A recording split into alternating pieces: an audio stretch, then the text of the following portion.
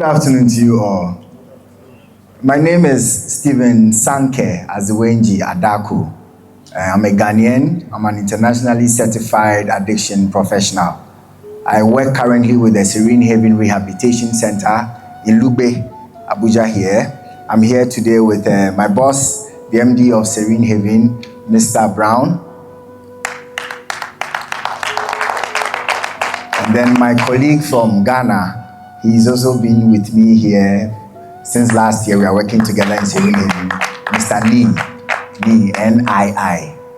So this gathering, in fact, I'm honored to be standing in front of.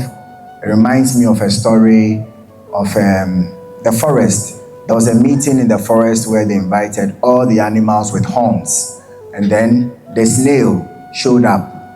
That is exactly how I feel today, that when men were invited, I was also given the chance to be among you. I'm very honored, and I wish to say I'm very grateful for the opportunity that you have given me. Thank you very much. Now, my life as you see it today did not just get to this point. Growing up, I was born into an average income earning family. And so growing up as a child, I ended up in a private school where there were a lot of kids coming from rich homes, you know. And at that stage, because I was very active in church at the time, I used to question why I was born into this family and other children were born into that family. In fact, there were times where I dared to go like, God, look at this guy's head. Is my head not nicer? Why would you put me in this family to struggle and put this guy in this family to be enjoying the life that he has? Now, this thought was one that I had accommodated for years. And so growing up, I just felt that I needed to break out of that, poverty, quote and unquote, or that struggle. And that was not a bad thing. However, overthinking it led me to want to either go all lengths to solve that problem. At this point, it was no more God solving for me. It was me finding ways and means to solve. And unfortunately for me, I landed in addiction. I started to drink, I started to smoke. In the beginning, it was okay. It was solving all the problems for me. It was giving me all the emotional relief that I needed. That is what was happening. But unfortunately for me, it started to get worse. I started to move from one stage to the other until I got to that point where everything that God had helped me build, now addiction was taken away from me. I started to lose jobs. I started to lose connections. In fact, I lost interest in church and every other thing. And before I realized, I got to the point where all I wanted was to die. Fortunately for me, I got the opportunity to run to my church, knelt in front of my pastor and told him I needed help, else I was going to die. And from there, he took me to a rehabilitation center. My life in a rehabilitation center was something else. But the good thing about the rehabilitation center experience was that there was a program of recovery, which was fortunately for me a spiritual program. And that spiritual program was what helped me to overcome my addiction. I was in and out of rehabs for 6 good times. 2 years of my life I spent in rehabilitation until finally God humbled me enough to accept that I could not recover on my own except for Him. Years on, now in October I'm celebrating 9 years of sobriety, 9 years of living clean. I have no need to want to use drugs in any form or shape any longer, to the glory of God. And now I get to go around to speak to people about issues of mental health. I have been working in Ghana in rehabilitation centers. I've managed a few. I've worked with Mr. Brown, worked with Nii for several years. I have seen people go in and out of rehab centers. Addiction is not a respect of anybody. I've seen mothers, I've seen wives, I've seen daughters, I've seen sons, husbands, in fact, pastors, priests, soldiers, lawyers, barristers, whoever in addiction. And so far, we have all been wondering what has been leading people to all these challenges. And that brings us to the conversation for today, mental health. I have something small that I will just quickly touch on. I'll try as much as possible to let this be as interactive as possible, meaning that we are going to discuss it in ways that we will both enjoy. Now, what is this whole conversation of mental health? Mental health basically is how a person manages their thinking and feeling with regards to the life that we have it. Now, what we have as a definition is what? Mental health refers to the state of well-being in which an individual realizes their potential, copes with the normal stresses of life, work productivity, and contributes to their community. Basically, how a person thinks and feels, how a person manages their thinking and feeling is basically what's referred to as mental health. For men, it's unfortunate. 1 out of every 10 men today suffer from mental health challenges. Men, 1 out of 10, that is if you take 100 men, 10 of us will be suffering from mental health challenges. Out of that statistics, half of the people, that is, if you took that 10, 5 of us are only the people who are going to seek for help. Why? Because men are masculine in nature. We don't like to show weakness. We will not understand why we should go to see a psychotherapist or a psychologist to get some sort of help when it has to do with maybe my wife disturbing me at home. We want to deal with things like men. And unfortunately, 4 times the number of women are dying from mental health related suicide. 4 times the number of women are dying from mental health related suicides. So that means if 100 women are dying because of mental health suicides, 400 men are dying because of what? Mental health related suicide. That is not a joke. They say the world as it is for men. And so men have become too strong for our own good. And unfortunately, it has been to our own detriment. Now, what are the key aspects of mental health related issues? 1, emotional well-being, psychological resilience, social connection, and personal growth. When we talk about, in fact, let me just bring a little bit of the whole addiction recovery, what it's about. It says human beings are essentially body, mind, and spirit. Human beings. We are essentially what? Body, mind, and spirit. That is what makes up a human being. Your body. Body does not literally refer to just the physical human being. It also involves the environment in which you find yourself, the associations you have, the family you belong to, and then your health. All of that form what? The body aspect of man. And then there's the mind, which forms what? The conscious and subconscious aspect of man, or the emotional and rational aspect of man. And then there's the spirit. The spirit is where our God resides. When we are going through addiction treatment, we literally have to what? Rewire a person's mind, because addiction is partly spiritual, and then there's also the physical component of it. And so when we are doing our addiction treatment, it's a purely spiritual program where we are teaching people to understand spirituality in a certain form. Now, a human being's mind is where he thinks and feels. So at every point in time, a person is thinking and feeling. I hope you understand what I mean. A person at every point in time now is thinking or feeling. So either you are thinking and feeling at the same time as you are sitting here. You probably are feeling some way. Maybe my conversation is boring, and so you are feeling bored. And then you are also thinking about it. Should I just fall asleep or not? Right? So you are either thinking and feeling, or thinking or feeling. So it is either you are thinking more or feeling less, or feeling more and thinking less. And that brings us to a certain type of decision where we call emotional and rational decisions. So at every point in time, we are either making emotional or rational types of decisions. My decision to come here today was rational more than emotional. Why? Because I could have decided to stay at home and get more rest on a weekend. But I got the opportunity. I thought about it. This is an opportunity I think I should not let slide. I get to also what? Speak to people about mental health related stuff. Let me just make the move. And so it involved me making conscious efforts to be here, rational.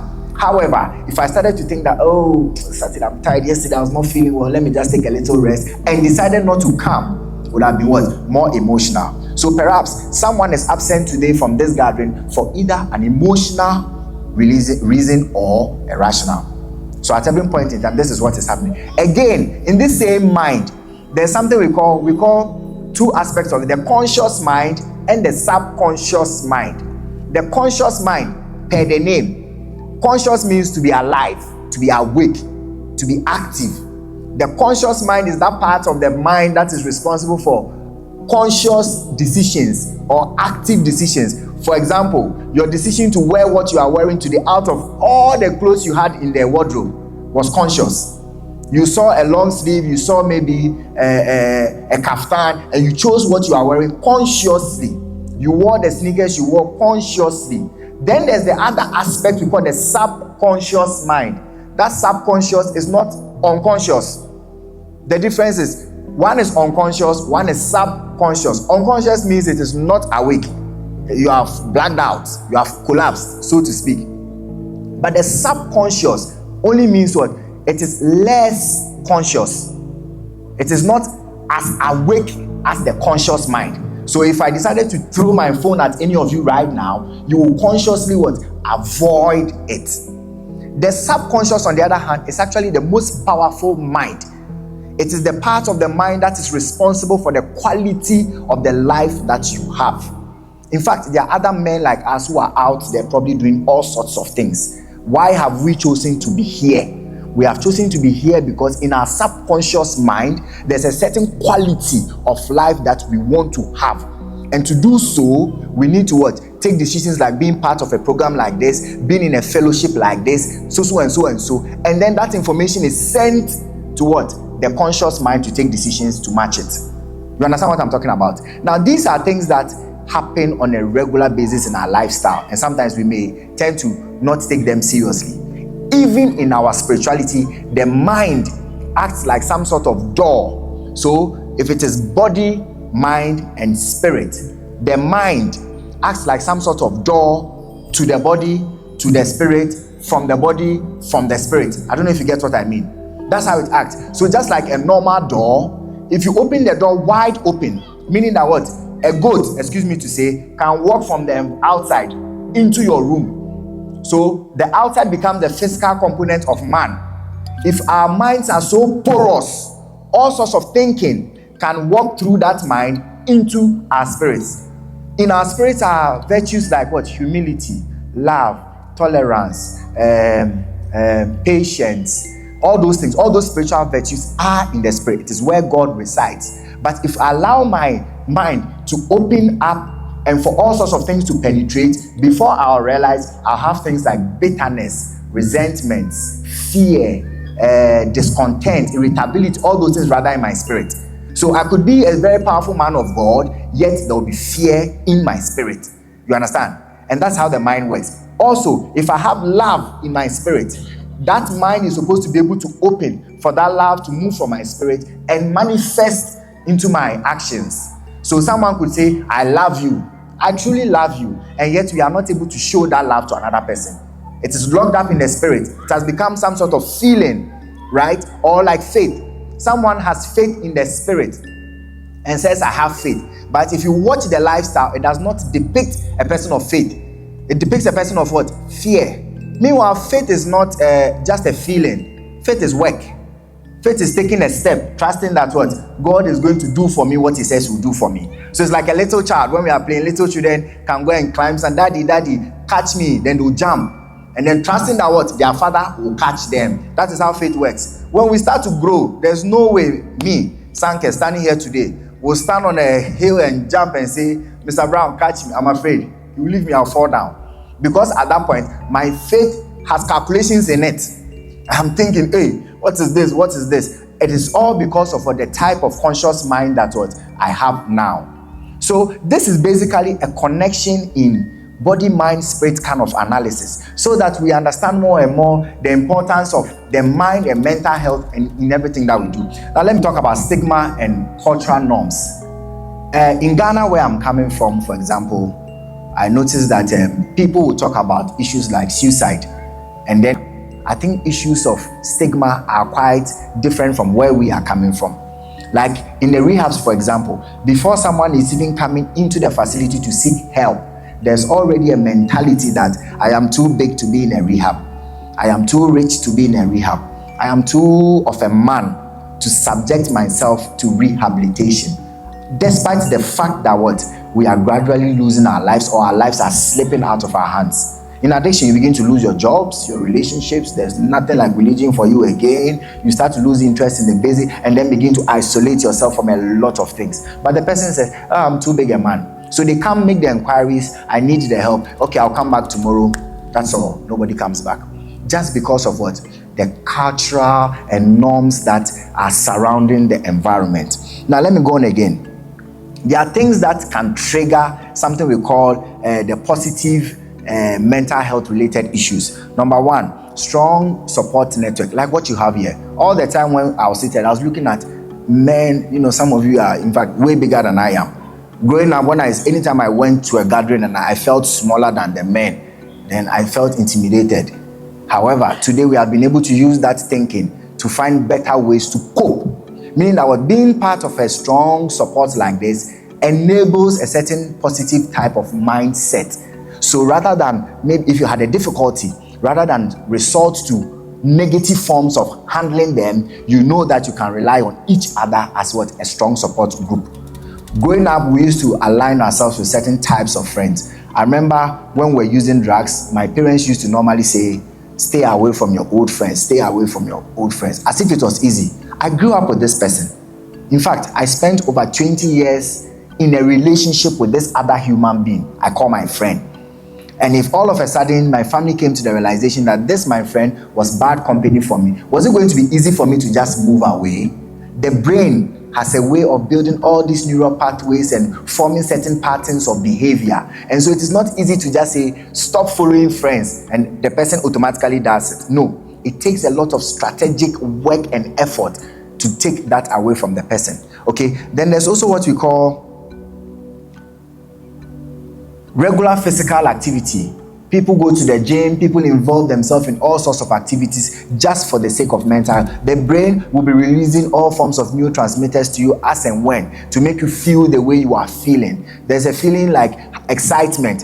A brain will release dopamine for you. In the brain, there's something we call a reuptake process. So normally, the brain will release something called dopamine for you. If I gave you, let's say, 100,000 now, take 100,000, immediately your brain will release a neurotransmitter to make you happy. And so before you realize, you are excited, you are laughing, you are, giggly and all of that. Then after a few minutes, the brain will now come back and take part of it. So it's a process called a reuptake process. The brain will now come back and it gives you with the right hand, takes with the left hand. So that you are not sitting in this meeting because of 100,000 and then you are just like throughout the session. Someone will think you have a mental problem. Right? So no matter what situation you have in life, good or bad, the brain will give and take. Like we say, no condition is permanent. Good times are not permanent, bad times are not permanent. Because the brain has that system. God has created this intelligent organ called brain that does a lot of wonderful things.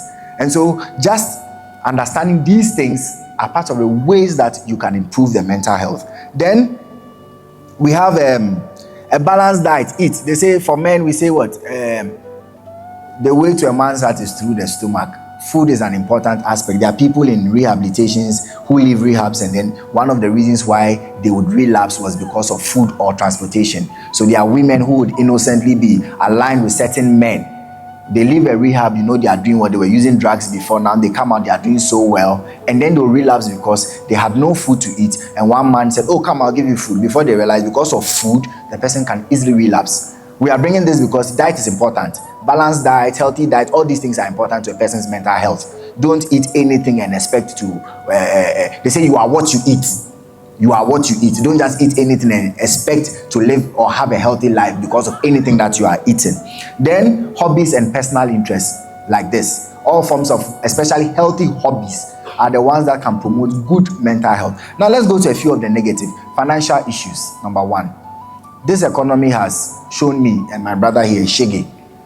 When we were coming from Ghana, we didn't know that life in Nigeria was this hard.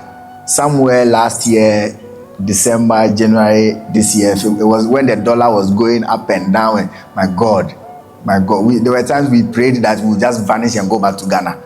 It was so hard. But financial issues are one of the leading causes why people would develop mental health related problems. That is factual. In fact, it's one of the easiest things anyone should know.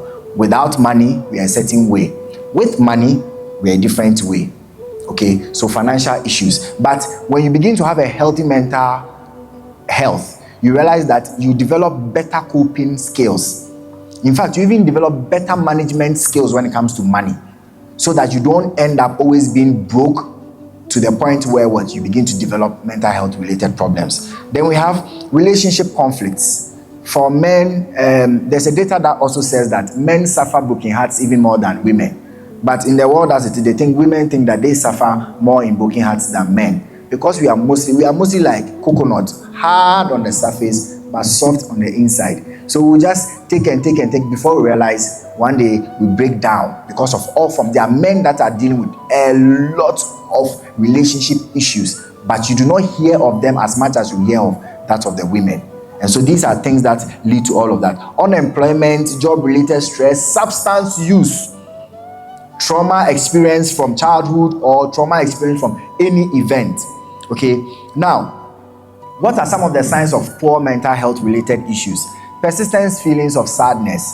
For you, every time you are moody, every time you are sad, every time you are irritable. Irritable means that it's like you are just waiting to get angry. Small matter. Hey, today you are looking nice. I don't like that. Don't play with me like that.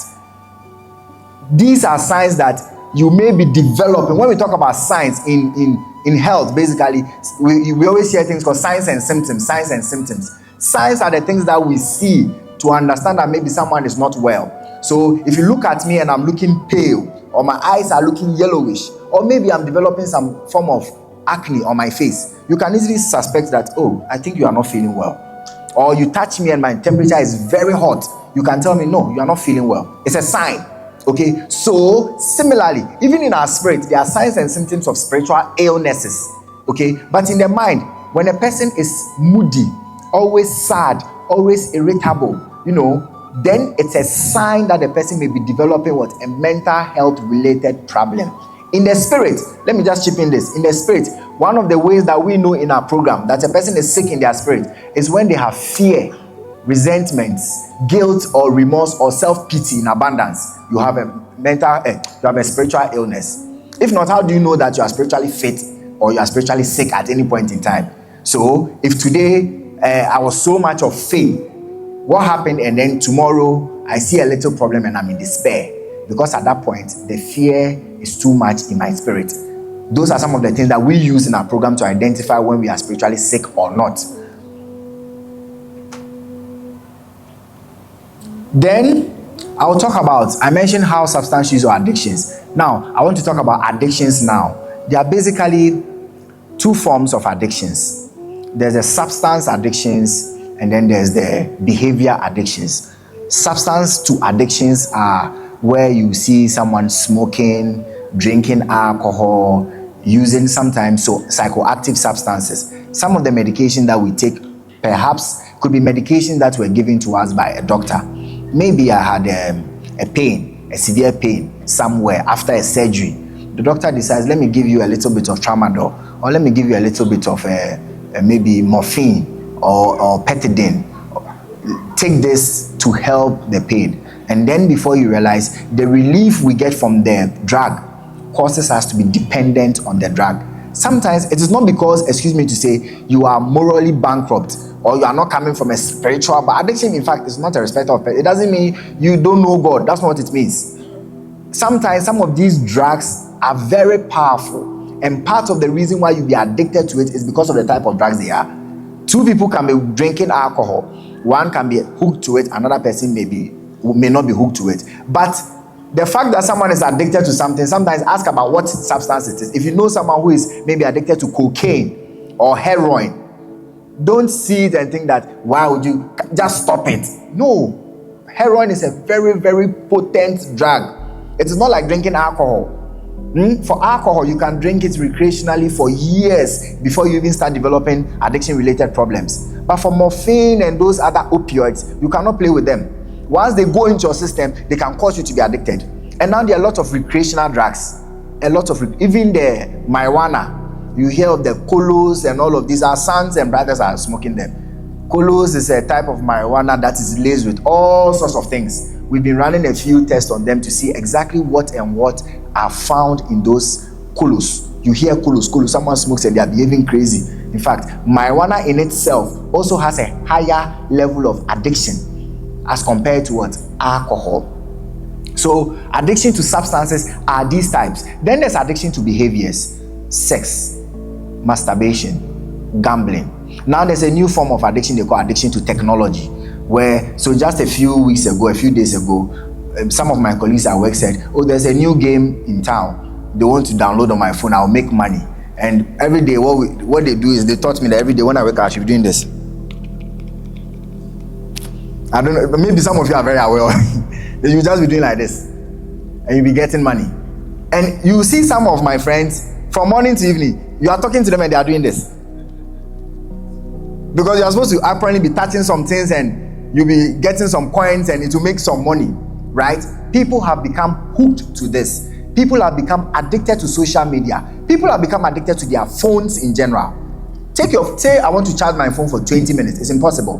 The only time we are able to charge our phones is when we are sleeping. Even that, it has to be with power bank because the phone has to be close to us.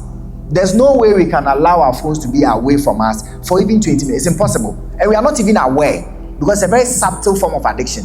You are not aware. You don't see anything wrong with it. Oh, I just use it to check my Bible. I use it to do my prayer meetings. You have become hooked to it so much that you are now depriving actual human beings around you of relationships. And we are not aware. It's a new form of addiction in town. And the problem with addiction is that there's a defense mechanism that leads us into addiction called denial. God has given us different forms of defense mechanism. They are called ego defenses. That helps a human being to be who they are. Unfortunately, there's a particular type called denial, where we see bad and call it good. We see bad, there's no way we'll admit it is bad, we say it is good. The other forms like justification, rationalization. So rationalize, oh, it's not that I'm addicted to my phone. No, I just use it to check one of my, Or justification, no, I only had to do something. That is why I took my phone. So anytime someone says something small about you being on your phone, no, I'm not me. Why can you call me addicted to social media? Because of this, we will find ways and means to justify what we are doing. But the one that will lead you to the addiction is the defense mechanism called denial, where you are clearly developing a problem with the phone or the technology, and someone points it out to you. Are you not getting addicted to this phone? You say, me, never.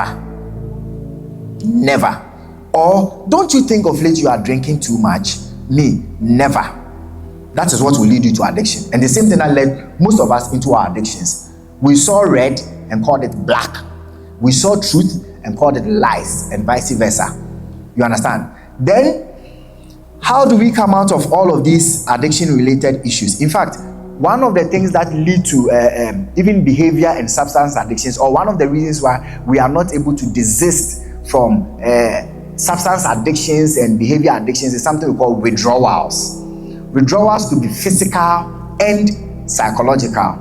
So in addiction treatment, before you are admitted into a rehab center, there's a process called detoxification. You will be in a clinic for normally 5 to 10 days. We are going to either flush out the toxins and manage your withdrawal. The withdrawal is such that if someone is using, say, heroin or cocaine, when they stop immediately, their body will start to go through some cramping, pain, or some difficulties.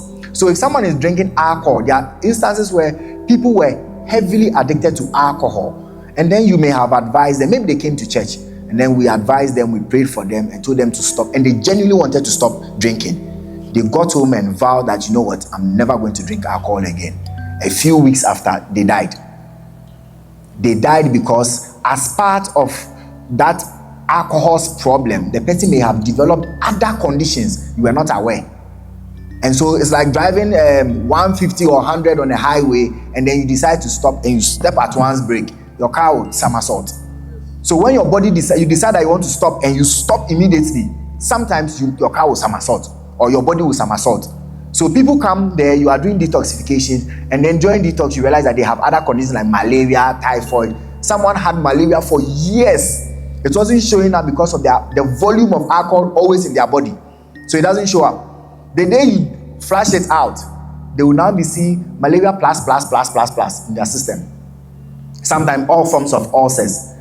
These are the reasons why normally people are not able to stop using substances. It is the same in behavior addictions. Because of the withdrawal, for example, leave your phones. Let all the men leave our phones right now. Before you realize, you start to feel very uncomfortable, very irritable, like, where's my phone?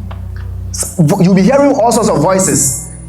Pick the phone, touch the phone, do this. It's a withdrawal. So a withdrawal is that kind of experience that we have just by moving away from either a substance or a behavior. So when I find that, in fact, stop coming to church and see. You start to withdraw. If you are used to coming to church, you start to withdraw, because maybe on a Monday you normally go for evening service. All of a sudden you don't know what to do, or Saturday you don't know what to do. These are some of the things that will lead to what? All of these challenges. And then finally, I want to say that what? Mental health related issues are treatable.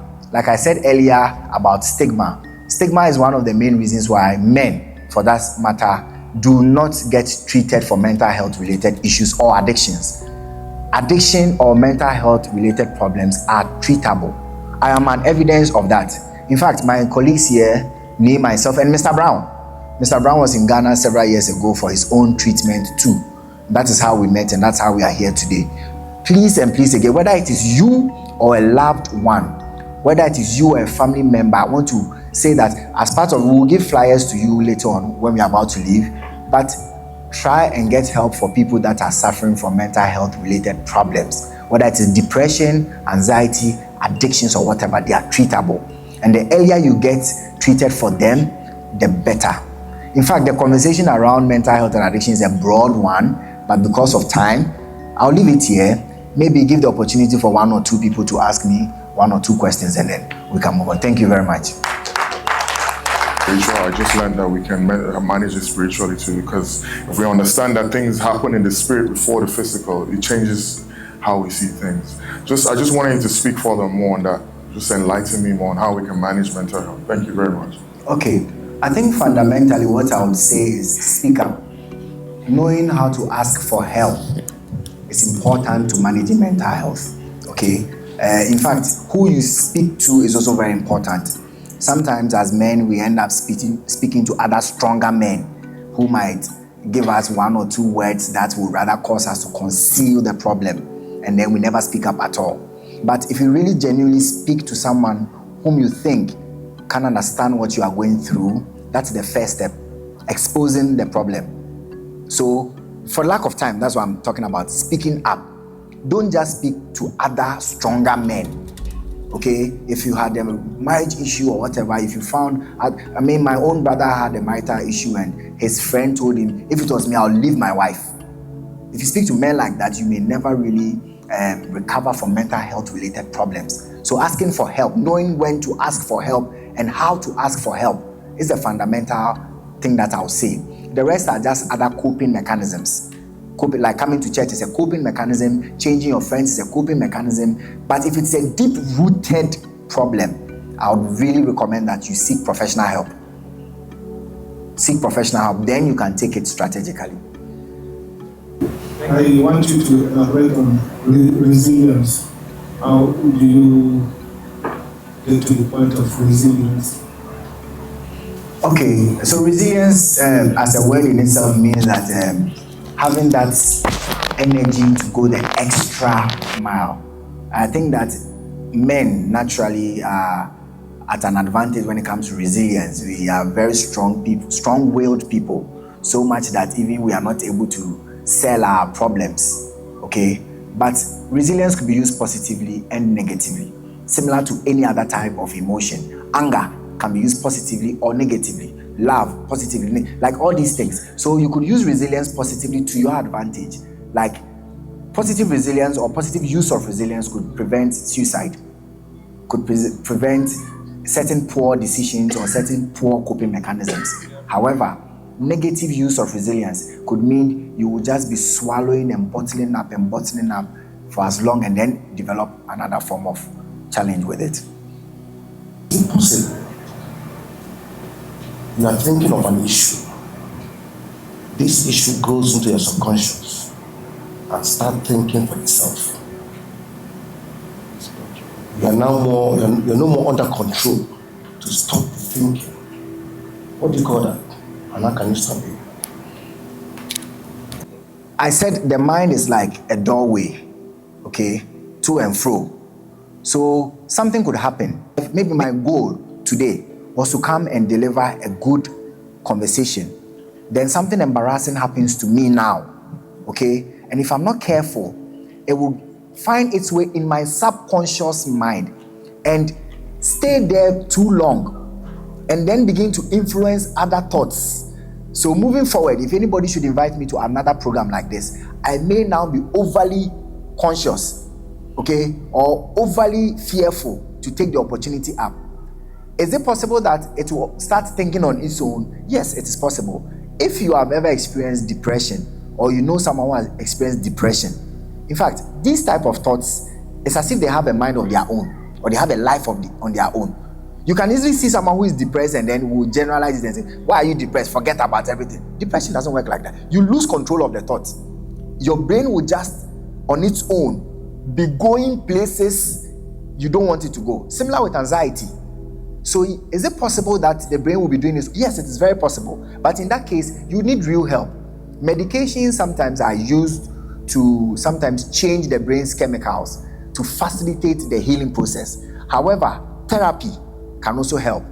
So the first answer is yes, it is possible that the brain on its own can start overly thinking about something and you can't control it. It's very possible. That is what sometimes looks like a sign of depression or anxiety popping up. When the brain is doing its own thing, you can't control. Yes, you can get treatment for it, either through medication or therapy. For sake of time, that's why I'm just boxing. Thank you very much. Thank you very much. Thank you to the team.